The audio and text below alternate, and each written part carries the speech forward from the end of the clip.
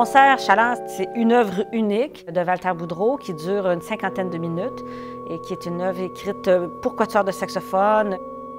Notre première collaboration avec Walter, ça remonte à 1999. Puis on a continué de travailler avec lui sur plein de projets avec la SMCQ. Donc, on était vraiment contents quand ce projet-là s'est présenté. Et on a sauté à pieds joints dedans.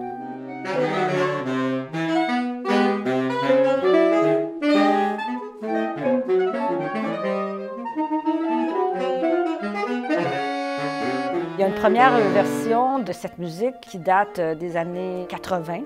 À l'époque, le danseur et chorégraphe Paul-André Fortier a demandé à Walter Boudreau de lui écrire une musique pour une de ses chorégraphies. Donc, il y a eu une première version qui a été jouée à l'époque par le Quatuor de saxophone de Montréal, dans lequel Walter Boudreau jouait le saxophone baryton. Après cette première étape-là, Walter a complètement retravaillé cette pièce-là, l'a développée, l'a enrichie, a continué vraiment pour en faire cette grande suite d'une cinquantaine de minutes.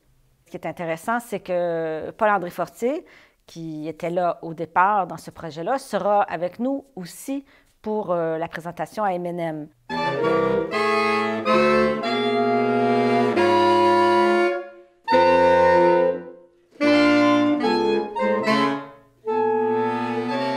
C'est une œuvre colossale. Ceux qui connaissent la musique de Walter Boudreau savent aussi que c'est une musique d'une grande densité, d'une grande complexité, d'une grande énergie.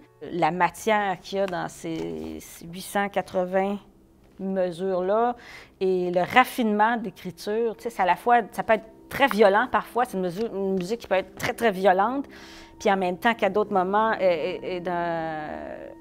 d'une tranquillité, il y a des moments très, très lisses, très posés. Il n'y a pas une mesure de trop, il n'y a pas une note de trop.